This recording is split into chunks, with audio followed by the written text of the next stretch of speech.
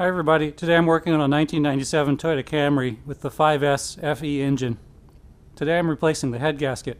This car has been consuming coolant and it's also getting a couple of check engine lights for misfires and an EGR check engine light as well that was not resolved by replacing the EGR valve or cleaning out the passages. So I'm going to be pulling the head. There's a couple of ways to do this. We can pull the head with the intake manifold attached, and that would require pulling back the wiring harness completely out of here, actually disconnecting it from behind the firewall and bringing it out together with the head. But I think it's going to be a little bit easier to separate the intake manifold from the head, and this is the method that's described in the Toyota Field Service Manual. So first thing I'll be doing after disconnecting the battery, of course, is removing the exhaust manifold. I've already taken the heat shield off, and I'm working underneath on separating the bottom half of the exhaust from the exhaust manifold up here on top. So I've removed these 14mm manifold bolts, a couple of bracket hanger bolts here, and then there's two more at the back here, which I'll just pull right now.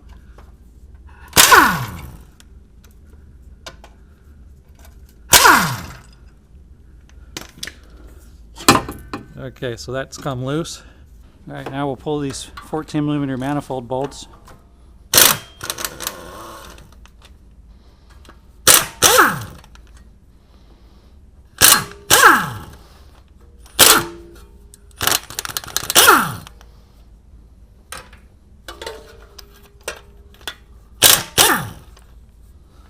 Looks like the alternator is going to be in the way for this last bolt here, so I'll pull the alternator in the belt next.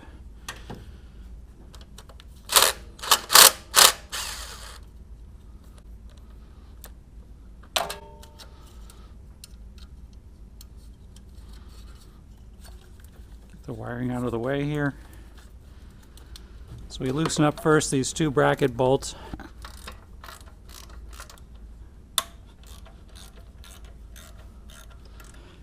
Then we can go ahead and run this bolt down so it'll loosen the tension on the belt.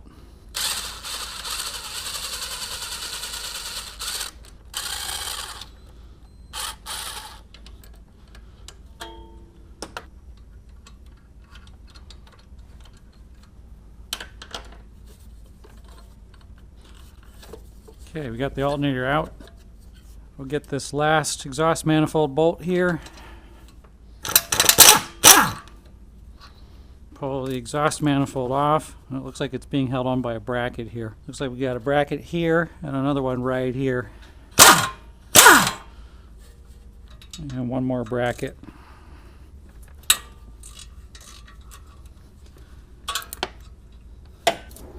Okay, we got this one bracket here that's in the way. It doesn't let me pull the exhaust manifold away. It's held on by 3 bolts, one here and 2 here.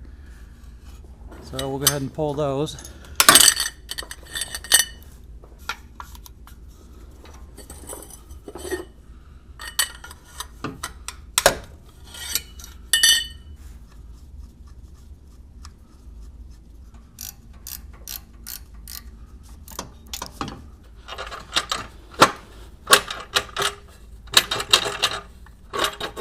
Okay, now we got it off. This one here is particularly annoying, and you don't need to fully remove it, but you need to kind of swing it out of the way so that you have enough room to pull the exhaust manifold off.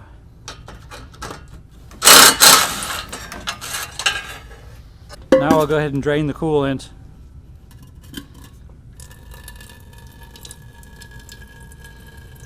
While we're waiting for the coolant, let's disconnect all these wiring harnesses. After 15 years, some of these are fairly tight, so I'm just going to gently squeeze the connectors to get them to come free when I can't do so by hand. Most of them come off no problem, but there's a few sticky ones. We'll just take the engine bracket completely off since it's got some wiring connected to it.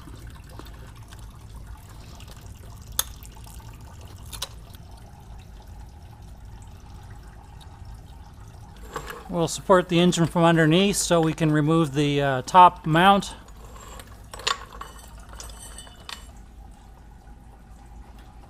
That's good enough.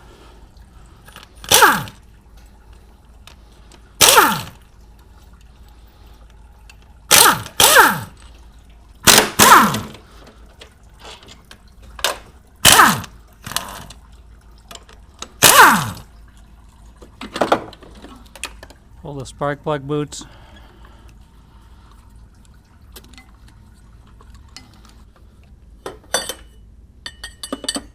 We need to completely remove this front bracket here so we can get the timing belt cover off.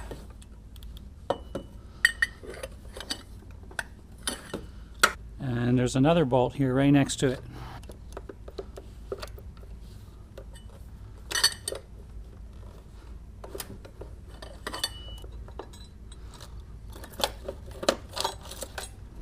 Let's go ahead and get this off. I'll remove the spark plugs. So all the plugs look pretty much the same except for cylinder number 1, which has a little bit of a wet look to it. So I think this is probably where we're going to find the coolant going into the cylinder head. Yeah, looking in the exhaust ports as well, cylinder 1 is wet while the other ones are all dry. Okay, that's all for the front side of the cylinder head pretty much. I guess we could probably remove this guy as well. And then we're going to have to work our way around to the back side. I'm going to go ahead and pull this radiator hose to give us some more room. Use a radiator hose pick here to break the corrosion so we can pull it off.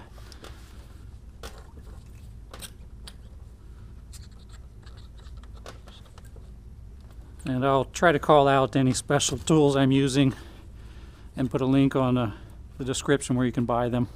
Looks like these are 12mm bolts. Alright, let's disconnect the throttle connections. And we're going to need to remove this hose here. It may be easier to just get this whole air box out of here, so I think I'll do that.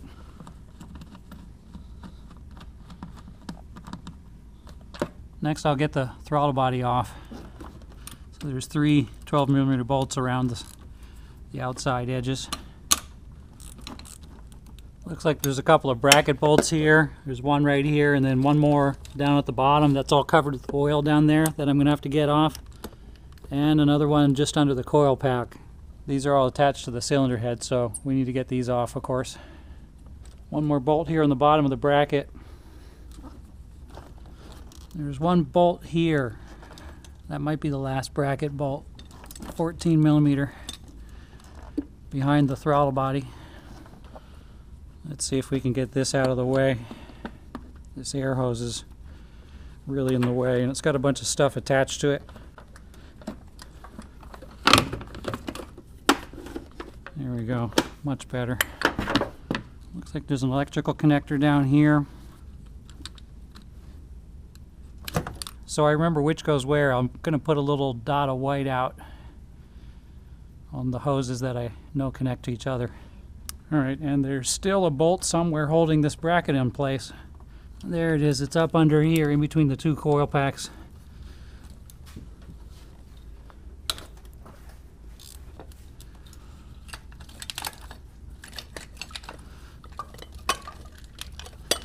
Okay, I think the only thing left now should be the intake manifold. Although there's a whole bunch of hoses and wires going into that. So I think first I'll remove the EGR valve. So there's a couple of 10mm here, and it looks like a 24mm here on the bottom.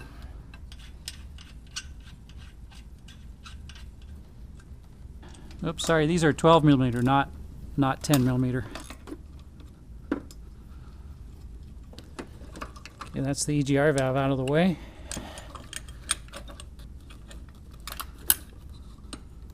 Alright, so there's going to be a bunch of bolts holding the intake manifold on, including a bracket. I can see one right here actually. Big long bracket. So we'll see if we can go up underneath and take a look at that. Alright, I removed this bottom bolt for the bracket, and the other bolt for the bracket is up here behind the subframe. So I'll remove that. So I'm going to use a bunch of extensions and a universal joint on this one. And kind of come in from behind. And these ones are 12mm.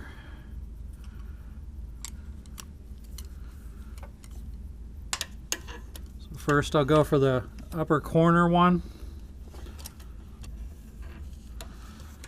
There's bolt number 1. Now we'll get these 2 bottom bolts on the left.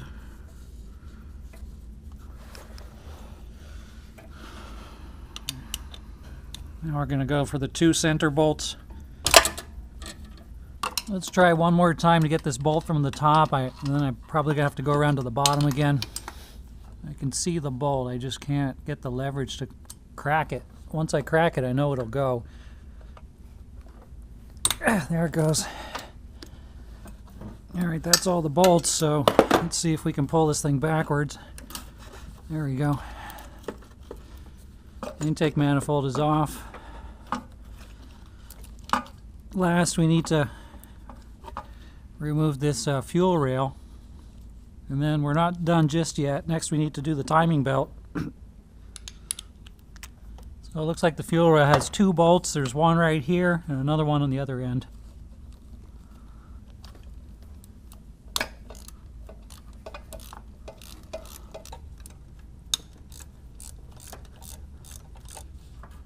And between the fuel rail and the head, there's these little black spacers, so be sure not to lose those. And some of the fuel injectors are stuck in the head, some are stuck in the fuel rail. We'll just pull them all out.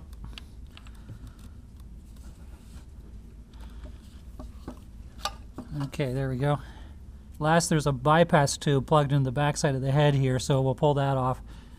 And then that should be, oh, and a ground bolt right here. And then that should be pretty much it, except for the front side of the head with the timing belt. We'll go ahead and pull this tube off. There we go. Okay, next we'll take this timing cover off, and we'll set the engine to top dead center and get ready to do the final head removal. So there should be about 5 of these 10 millimeter bolts holding the cover on. Here's one bolt right here. Looks like whoever did this job before didn't put all of the bolts back in, because I just took 4 bolts out and it came loose.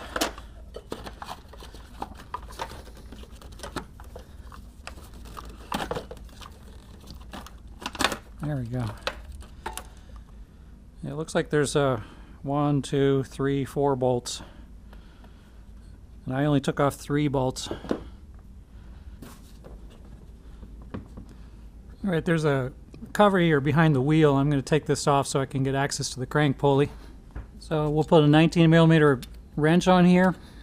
I'm going to take the right wheel off here so I have more room to turn the crank pulley. This way I can actually rotate the pulley and see what I'm doing at the same time. Okay, right there's the timing mark coming around. So I want to make this mark line up with the 0 degrees before top dead center.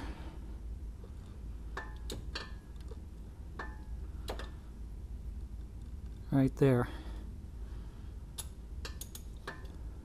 Okay, up here in the timing bearing cap, there's a mark here. And this mark is supposed to align with a mark on the pulley. And if it doesn't, we rotate the engine around 360 degrees until the marks line up. And it looks like I'm off by 180 degrees right now. This is the top of the pulley right here.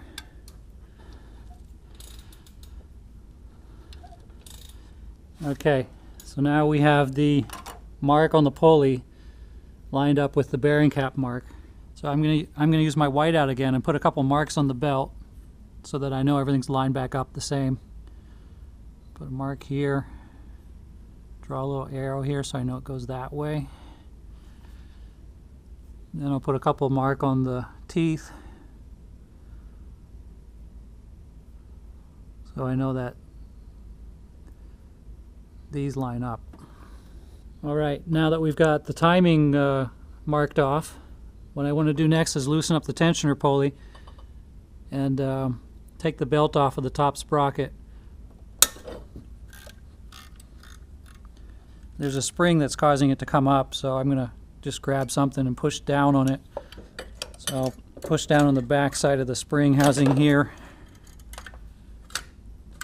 Push it down all the way, and then we'll tighten it back up again. Now we can slide this off.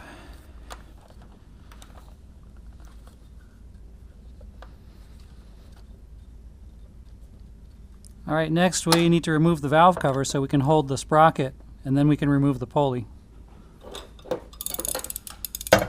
And the valve cover bolts are a little bit interesting on this car. Instead of a bunch of small 10mm or whatever bolts, the spark plug tubes have a big nut, and this is a 30mm. So you want to just put a big 30mm socket on there, and then loosen them up. They're not very tight. Then grab a flathead screwdriver, and then outside of the gasket mating surface, just kind of pry gentle to break the seal. There's a few little ears here that allow you to safely pry up. Then you can just reach on in there and pull it off of the spark plug tubes. And it comes right off. Ooh, that's a dirty engine. But we can rebuild it. Yeah, this is a pretty dirty engine. This car has 170,000 miles, and this is pretty gross. There's lots of carbon buildup in here. And you know, the head gasket problem probably contributed to this as well. Blow-by gas or exhaust gas is probably leaking into the crankcase and really getting into all the works. The actual machine surfaces still look pretty good, so I think the engine will probably be able to survive no problem. Okay, so the two camshafts are actually driven by gears here, and what we'll do is remove the exhaust side first and kind of roll it out. And we need to first, though, make sure that everything's lined up properly, so when we put it back together that we get everything timed properly.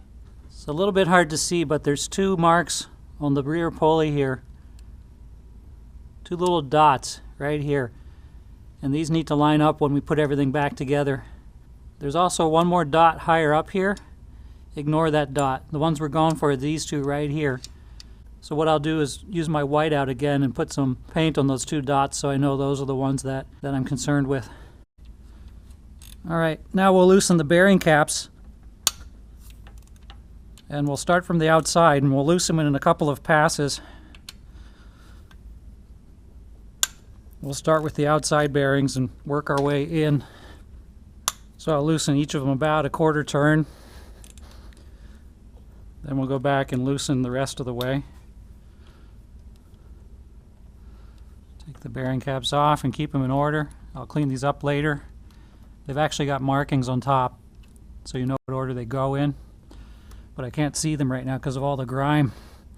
Now we just kind of roll the camshaft pulley out of here like this. Okay, there's a bump here on the camshaft, and I can put a vice grip or a wrench or whatever. And this will hold the camshaft while I loosen the pulley on the other end. There it goes. And that lets us remove this shield here. So we're going to have to take this pulley off, and then about 3 10mm bolts. And we'll go ahead and loosen up the tensioner pulley here as well.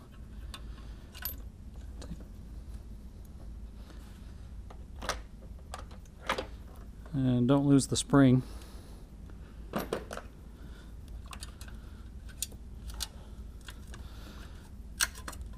Alright, so now we can take the shield off. And now we can do the bearing caps for the intake camshaft.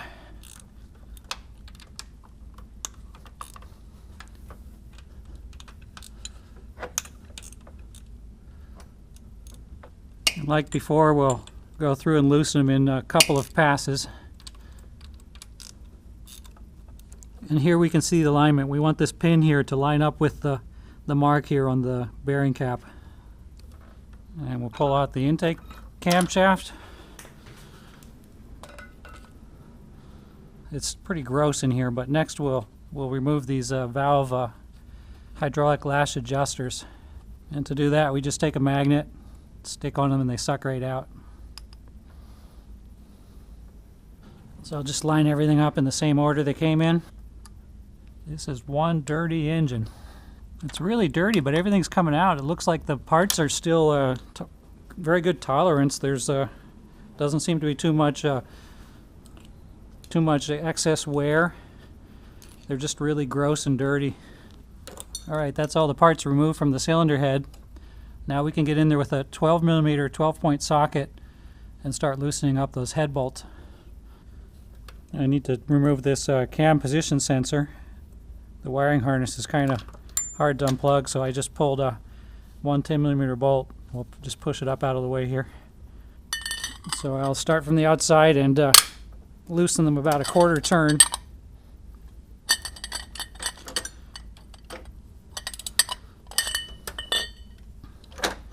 And we'll go back and loosen them the rest of the way.